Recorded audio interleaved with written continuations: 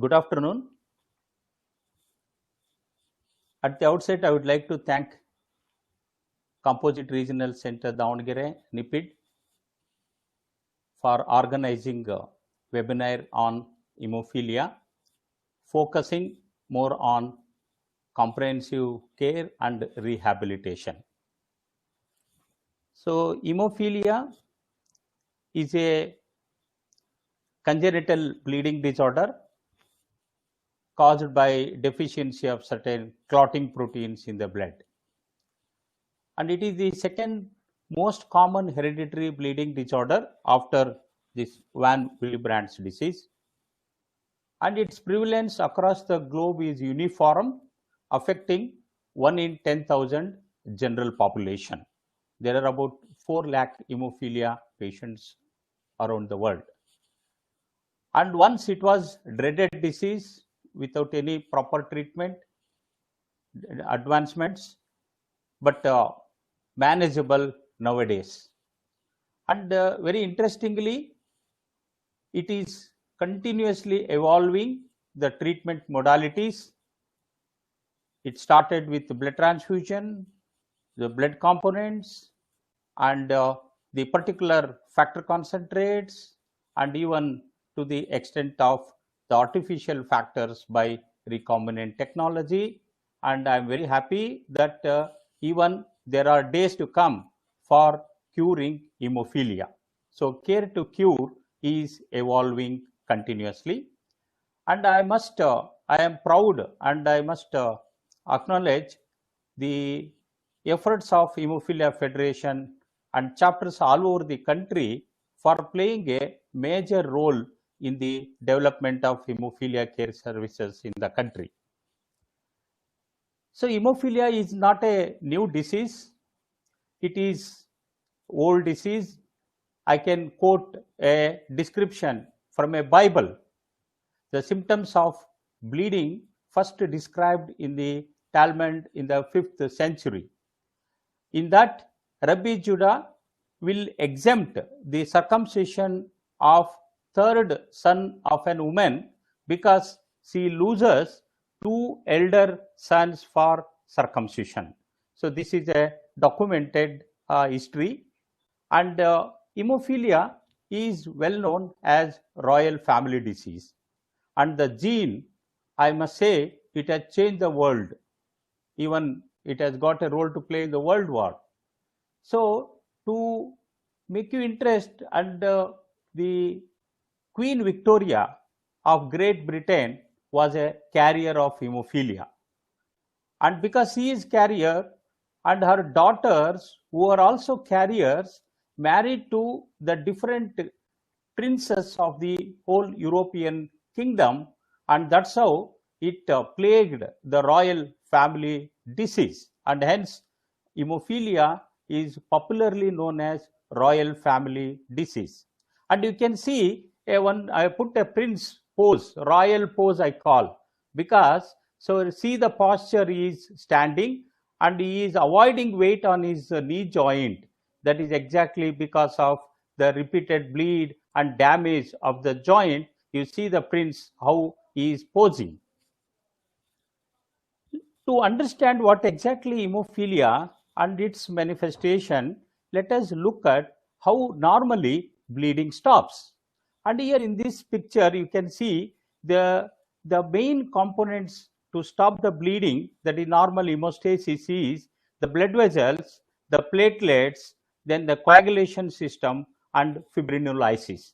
These are the 4 pillars of normal hemostasis, and if any abnormality, any deficiency, then it can lead to pathology. So as far as hemophilia is concerned, let us see. So usually whenever a person gets an injured, there will be an immediate vasoconstriction. So the main purpose is to reduce the blood flow to that part of an area, because blood is very, very important. But unfortunately, the vasoconstriction is very friable, very transient process, and hence it cannot help much. So by that time, the tiny particles in the bloodstream that we call platelets, they rush to the injured endothelium and form a platelet plug, we call it as a primary hemostatic blood. But as I told, the vasoconstriction is a very transient. In the same way, platelet plug also has got a limitation because it is a very friable mass, and even the smaller vessels is okay, but the major blood vessel, the flow of the blood itself will detach the platelet plug. So that's why we need to reinforce this platelet plug to get a good clot. So for clotting mechanism to understand, to simplify, there are 13 clotting proteins in the blood, and these 13 clotting proteins act in a cascade and ultimately results in the formation of a strong fibrin, and this fibrin will reinforce the platelet plug, and thereby bleeding stops permanently. So then the once the purpose is served, the fibrinolysis will come into play and clear the debris. So this is the normal hemostasis. Whereas let us see what exactly happens in hemophilia. So their blood vessels are normal, vasoconstriction can occur, their platelets are also normal, the platelet plug can be formed, but the problem is the reinforcement or strengthening of the platelet plug cannot take place because of the lack of this fibrin formation. Why fibrin doesn't form? So as I told you, there are 13 clotting protein, they act in a cascade leading to the formation of fibrin, whereas here any one clotting protein in the cascade, if it is missed, then the cascade will not continue. If it is not continued, there is no fibrin. If there is no fibrin, whatever the platelet plug is formed, it falls off easily. So that's why bleeding is very typical in hemophilia, it trickles. So what is hemophilia? So there are, as I told you, there are 13 clotting proteins in the blood. The most commonest factor deficiency we encounter in our clinical practice, nearly around 80%, is due to factor 8 deficiency. We call it as hemophilia A or classical hemophilia. And another factor followed by this is factor 9. We call hemophilia B or Christmas disease. It is the name of the first patient. It is that experiment done. That's why it is known as Christmas disease. But there is one more, hemophilia C is also there, but this is very, very rare due to factor 11 deficiency. The only difference is the mode of inheritance is different. It is not X-linked recessive as you see in hemophilia. So hemophilia further can be classified depending upon the level of the factor. Normally, normal person will have a varying level of 50 to 150% of factor 8 or factor 9. Whereas, so the patients with hemophilia or the bleeding episodes can occur if the factor level is reduces dramatically, like almost no factor, less than 1% we call, that is, this category is known as severe hemophilia. So these patients are the main problem they encounter, because these patients will have there need not be a trauma related bleed. Even without trauma, spontaneous bleeds are well known among these category, and they frequently bleed monthly. It may be 10 times or 8 times like that. Whereas those patients who are moderate, where the factor level is more than 1% but within 5%, we call them moderate. And these category of patients, they may not have the spontaneous bleeds, but they definitely bleed on trauma. So traumatic bleeds are more common, spontaneous bleeds are rare. Whereas mild category, where more than 5% and factor level is within 50%, maybe 40%. So these category of patients, really they are dangerous because they may not come to notice at all. So they may be detected only when there is a post-operative bleeding, or when there is a major traffic accident, bleeding will not occur. So that means, to sum up, the severe patients will have spontaneous bleeds, more frequent bleed. Moderate patients will have traumatic bleed, whereas mild patients, only to the major challenges, bleeding will not stop. Hemophilia, as I told you, it is a genetic bleeding disorder. the gene which is responsible to produce this clotting protein is located on X chromosome. So you know that there are 23 pairs of chromosome, and sex chromosomes will determine, that is XX in females and XY among male. So since it is genetic, hemophilia is a incurable lifelong disorder.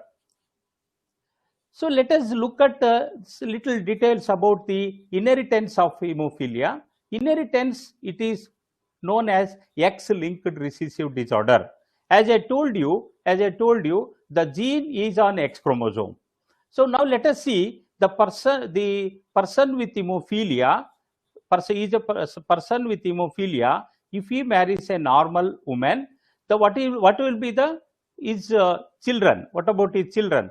See, as he transmits his X chromosome to his daughters, 100% his daughters will be carriers. Whereas any number of sons, they will never get hemophilia because he transmits Y chromosome. Y is not at all related to any coagulation system.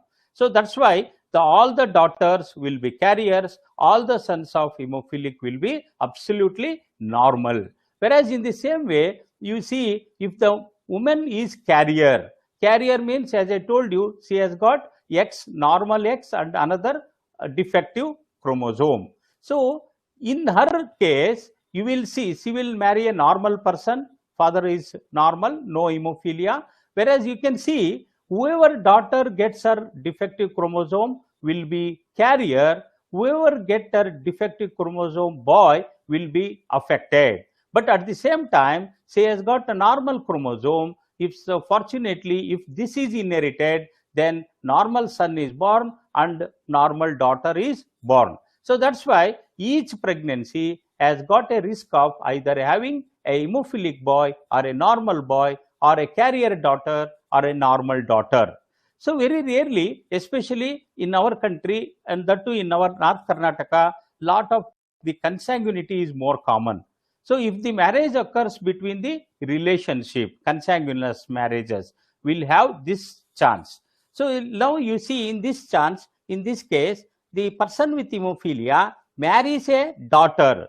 So this can occur in our setup. He marries his sister's daughter. His sister is a carrier of hemophilia and marries to a daughter who is also carrier. So in that situation, so even the female hemophilia is also possible. So we can call hemophilia, because the defective X chromosome and both parents will be inherited, and she will suffer like any other hemophilic. So this is the mode of inheritance, but this chance is very rare. So that's why we discourage consanguineous marriages. What are the typical manifestations of hemophilia? This is very important for the diagnosis. Clinically, any person who has got a bleed, external, especially if it is in the case of external cut bleed, the bleeding will be very typical, that is slow, prolonged and sustained bleeding. Why? Because their platelet plug formation is normal. Patient feels that bleeding has stopped for some time, but because of the lack of fibrin, that platelet plug will be detached easily and again he rebleeds. So that's why hemophilics will not gush their blood. They bleed very slowly but very continuously. And deep-seated bleeds are very characteristic, which you will see later. And the typical mode of inheritance by drawing the pedigree, we can make the diagnosis of hemophilia clinically. At the same time, when I mentioned about inheritance, I showed all the pedigree charts, but there is also 1/3 of patients may not have any previous history. So that's why always it is not familial, and it can also occur due to spontaneous mutations. Spontaneous mutation can cause the hemophilic child in that family, and from then onwards it starts transmitting. So the most common manifestation of hemophilia, the problem in hemophilia or hallmark of hemophilia is acute hemarthrosis. acute hemarthrosis, especially the weight bearing joints and especially the synovial joints are more commonly affected. Why? Because synovium is highly vascularized. Even a spurt in the capillary or blood vessel can lead to bleed, and it goes on collecting the whole cavity of the joint. So you will see the deleterious effect of the blood which is collected in the joint in due course of time. So these are some of the patients with acute bleed. Acute bleed, there will be warmth in the patient, warmth in the joint, and you will very painful condition, limited motion. So the child will suffer very severe pain, excruciating pain. So they can bleed in the muscles also, like you can see here, this boy has got a thigh muscle, and very iliopsoas muscle is a very bad bleed. Unless we treat, unless we rehabilitate, it causes disability. And also the intramuscular injection has caused this kind of bleed. So that's why deep intramuscular injections also should not be given to person with hemophilia. So though hemophilia factor 8 or 9, they clinically look alike. So that's why the laboratory diagnosis is crucial to detect the deficiency of the factor. And not only the deficiency of the factor, we need to categorize them whether they are severe, having less than 1%, or moderate, or the mild category, so that accordingly we can educate them and teach them life modification and precautions to be taken. Complications of hemophilia, as it is incurable, the repeated bleed in the joints and muscles, it can have its own musculoskeletal complications. And because as a part of treatment, they receive blood and blood products, that's why they are at risk of contracting blood-borne infections. And in these days of the factor 8, 8 or 9, whatever the treatment they receive, nearly around 15 to 20% of patients in due course of time during their treatment develop inhibitors, that is antibodies against the factor 8 they take, and factor 8 becomes ineffective. And also psychosocial issue, as it is incurable disorder. So this is, you can see why I put this slide. These are all preventable, provided we replace the missing clotting protein at a earliest sign of bleed.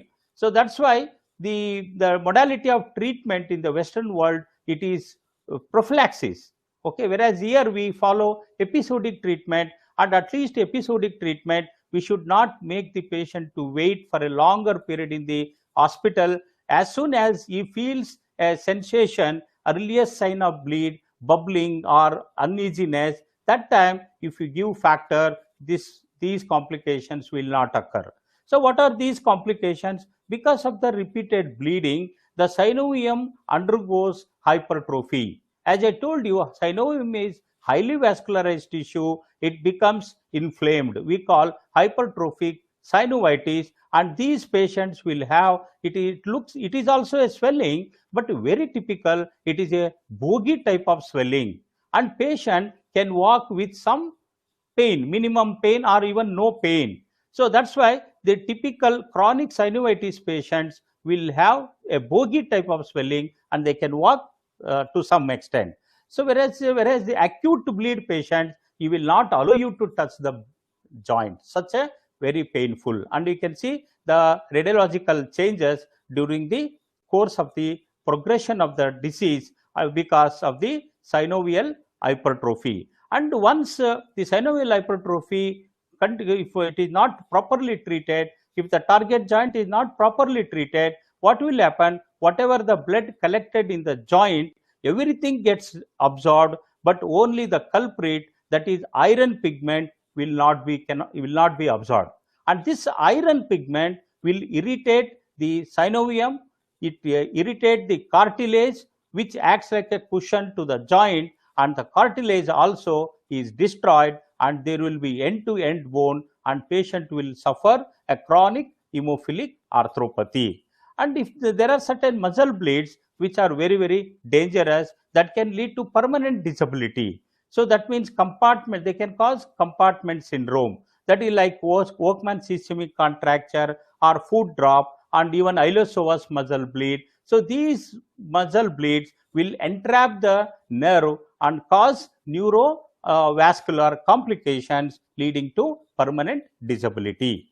So this is a rare complication in hemophilia, as hemophilics are prone for repeated bleed. Unfortunately, if the bleed instead of the joint cavity, if it occurs into the aponeurotic space of the muscle or periosteum of the bone, then it makes a localized collection and starts growing, and that's why we call this as a pseudotumor. So this pseudotumor is a very dreaded complication. Unless it is diagnosed early, the patient has to sacrifice his limb. So that's why you can see amputation. I think Dr. Ranjit and Tamare will tell you about the rehabilitation with prosthesis and all those. The life-threatening bleeds are also possible, but fortunately it is not so common as the musculoskeletal bleeds. So they can bleed intracranially, intracerebrally, or they can bleed in laryngeal bleed, or they can have gastrointestinal bleed. Gastrointestinal bleed, because these patients over the period of time, because of the repeated joint bleed, they will have a pain. Pain becomes a common companion, and these patients will start taking lot of painkillers, especially the ibuprofen, or that will cause the gastrointestinal bleeding, duodenal ulcer, and all those. Okay, so gastritis, these are all common. That's why we should advise ideal painkiller in these patients. Aspirin should never be given, and ibuprofen content should never be given to these patients, because on one side it irritates the gastric mucosa, on other side it interferes with the platelet function, leading to bleeding. And genitourinary bleeds are also common, that is hematuria. This hematuria, we have found they spontaneously patients will have hematuria, but fortunately most of the hematuria patients we have treated conservatively with plenty of fluids and some antibiotics. The problem is solved. We never used factor concentrate unless it is more than 1 week. Then what is the treatment? So replacement therapy is the mainstay in the treatment of hemophilia.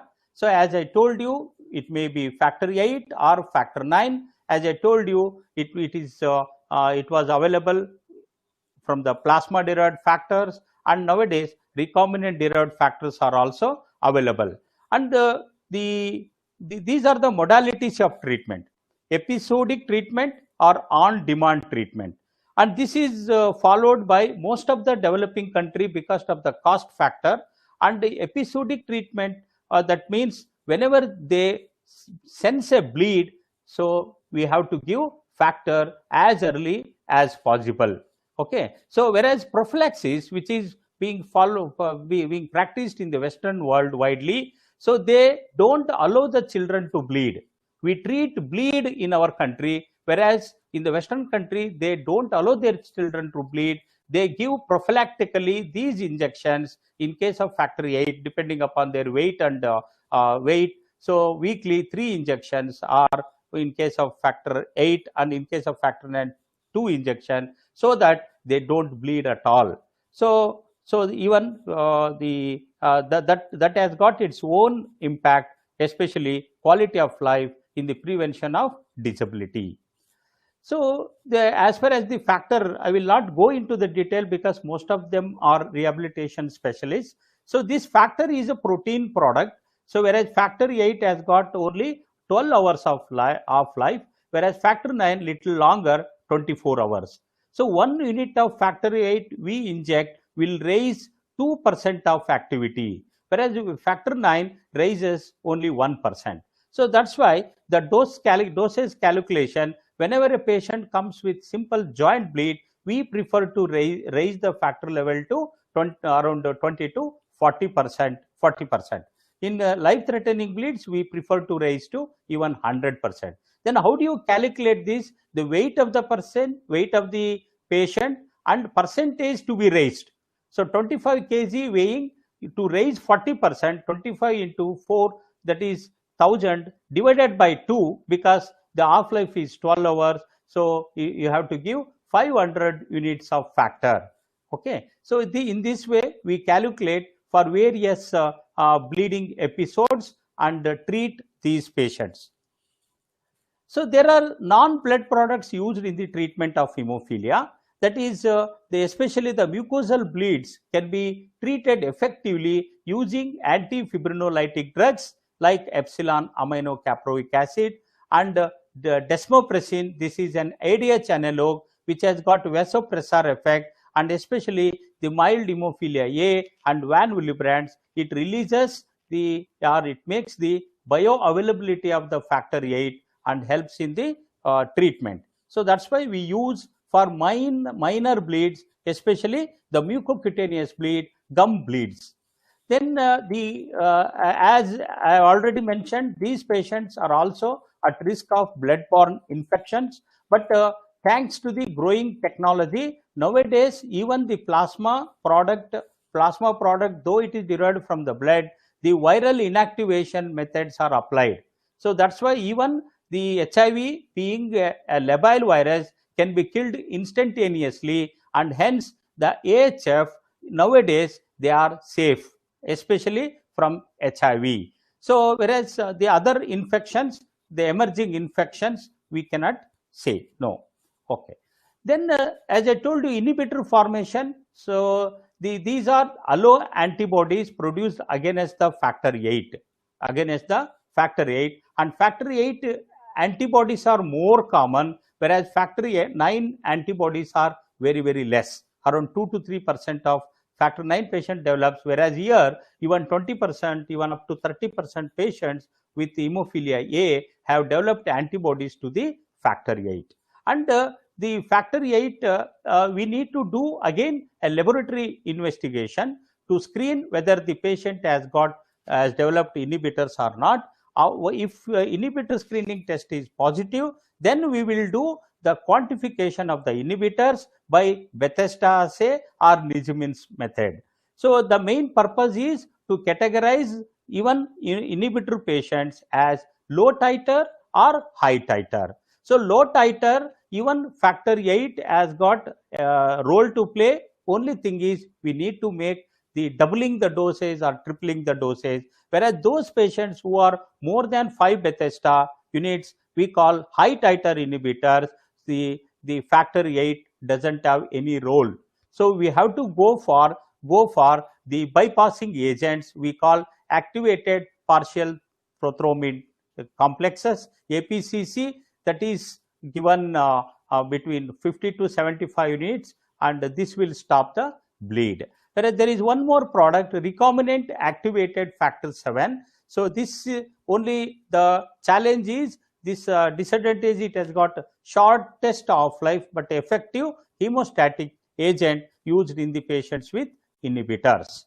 Coming to the incidence and prevalence, as I mentioned in the first slide, but hemophilia, since it occurs predominantly among males, for every 5,000 male births, we have one hemophilic. Okay, and for every 30,000 live births, we have one hemophilia B, factor IX deficiency. That means hemophilia A is 3 times more common than hemophilia B. So according to this, there are about 400,000 patients in the world, and in the Southeast Asia and this part of world, so nearly 1 lakh hemophilia patients are estimated in India, and at least 60,000 patients are severe.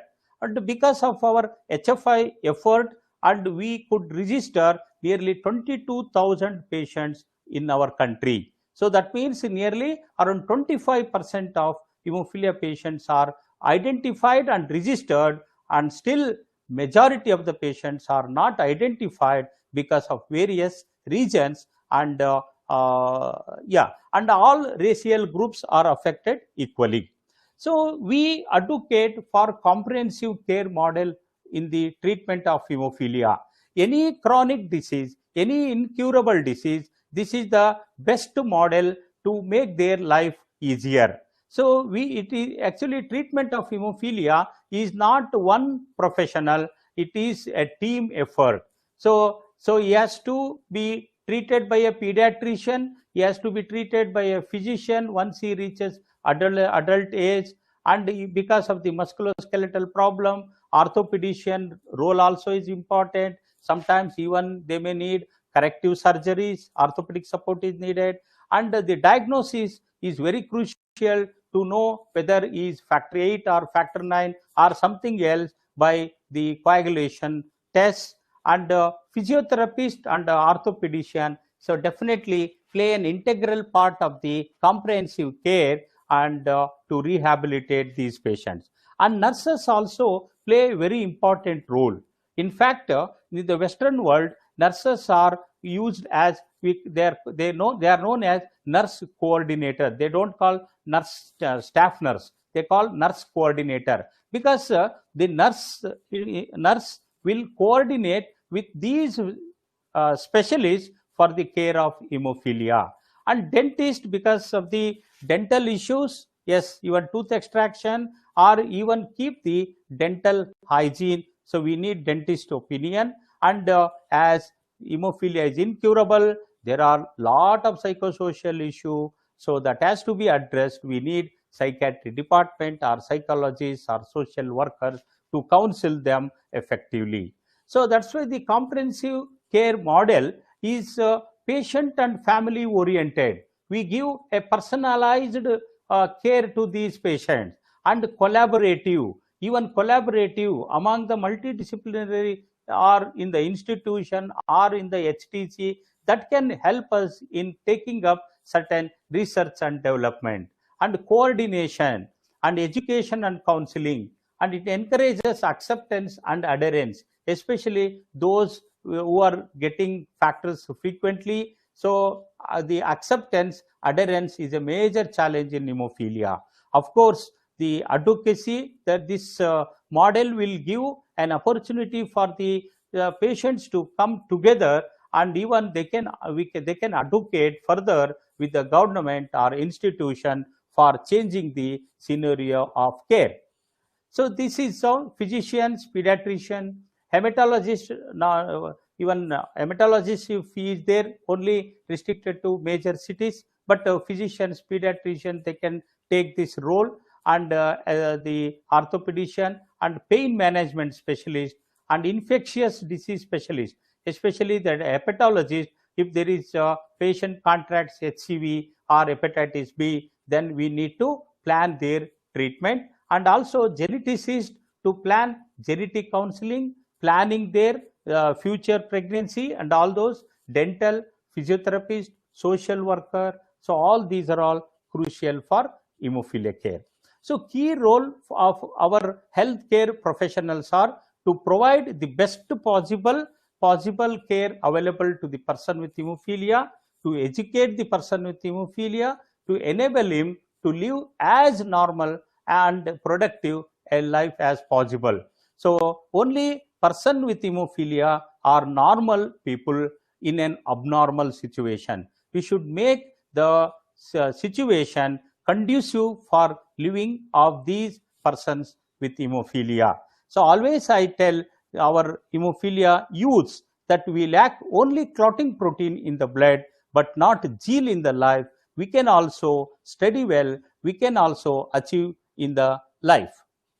So future of hemophilia, yes, we have to advocate for the prophylaxis, at least low dosage prophylaxis, at least for our children, so that we can prevent disability and improve their quality of life. And one more development is we are getting a good product, that is extended half-life factors. As I told you, factor 8 has got 8 to 10 or 12 hours, factor 9 has 24 hours, whereas now it is possible to extend the half-life of the factors by the modifying the factor 8 molecule. We call them long-acting factor. And also nowadays, I used to tell most of our patients that one day we will get even diabetics. They waited for insulin. In the same way, we are also waiting for a product like insulin so that we can take on our own and substitute. Even that has come true now. Even there are companies which have brought out subcutaneous injections, and especially this development will help us to plan prophylaxically in an optimum way. And gene therapy, yes, gene therapy trials are successful, and the clinical trials, especially the factor 8 and yes, even factor 9, one patient is cured. So gene therapy has brought a lot of hope in most of our hemophilia community. And inhibitor prediction and treatment by genetic recent advances is going on. And prevention of arthropathy, that is prevention of collection of more and more blood. So that's why whenever patient comes to the hospital, so without instead of following the formalities, so please infuse the factor at the earliest sign of bleed, because because most of the government hospital, patient goes, he has to stand in a queue and he has to go to the store and get factor. By that time it will be evening, the whole joint is with the blood, and that will not serve the main purpose. The viral contamination of factors. So last, then I am very happy to share with you the role of Hemophilia Federation India, and we have 87 chapters. Hemophilia Federation and chapters are mainly involved in public awareness and media awareness. As you know, hemophilia is rare disorder, low volume, high cost disorder. We need to create public awareness, make aware among the media and public, so that our voices are heard by the government. Education and training of medical and paramedical professionals and advocacy with government, it is an ever the continuous effort of our federation. So especially I am very happy nowadays National Health Mission is involved in hemophilia and made availability of these factors in most of the district hospital, so that our patients are receiving treatment whenever they bleed. And also we are successful in bringing hemophilia under the Disability Act. In 2016, hemophilia also is included under Disability Act, and hemophilics are also eligible for receiving the social benefits at par with other disability group. And formation of women's group and youth group, this is an integral part of any of our hemophilia chapter, and because this is how we tackle most of the psychosocial issues through rehabilitation camps. And prevention of hemophilia, yes, our federation has given more important. In fact, we have a project, so identifying carrier detection, carrier women, and even providing them prenatal diagnosis, and networking with corporate and institution. So before concluding, let me share with you that World Hemophilia Day is observed on April 17th, and that is because of the memory of our founder of World Federation of Hemophilia, Frank Shanbell. Every April 17th we celebrate World Hemophilia Day, and at the same time our Hemophilia Federation. So I am very happy and proud to share with you that Ashok B. Verma was also an hemophilic. Both are hemophilics. He was also hemophilic in 1963. He founded Hemophilia, World Federation of Hemophilia, whereas HFI was founded in 1882. So by Ashok B. Verma. Ashok B. Verma was also a hemophilic, and I am proud to share with you that he is the main inspiration for me to take up this organizational development. And I still remember when I met him, I was doing my second MBA, and after talking to him, he got up, and I was shocked to notice that he doesn't have one limb. He has sacrificed his one limb, but with one limb, he went around the world, went around the country, and formed Hemophilia Federation India, and there are so many, and he inspired so many leaders, and that's how we could see nearly 87 chapters all over the country, and each of our hemophilics are taking care. Let us salute these great people. And in fact, it is just yesterday, it was the 16th year death anniversary of our beloved Ashok B. Verma, and we respect him as father of Indian hemophilia movement.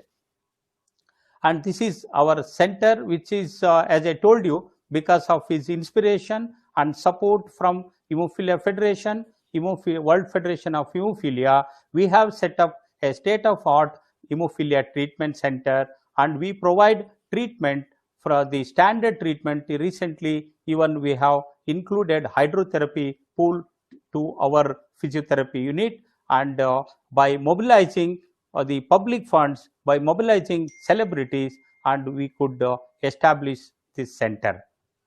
So you can log on to our World Federation of Hemophilia, and you can download. There are a lot of good resources, the guidelines on hemophilia, and even Hemophilia Federation. We have Dr. Alok Srivatsav has brought out a guideline on hemophilia, so you can download and involve in the hemophilia treatment. In fact, the theme of World Hemophilia Day of this year is Get Involved. So I call upon you, get involved in this cause and join with us, and help us to live with a quality life. And I don't hesitate. I am also a person with hemophilia, having factor 9 deficiency, that is hemophilia B. I thank everyone, and this is the team who are working day and night for the care of hemophilia, whoever comes to our center. Our vision, to achieve our vision, hemophilia without disability, children free of pain. I thank once again the NIPID for giving this opportunity, and look forward to work coordinatively, collaboratively for the improvement of hemophilia care in this.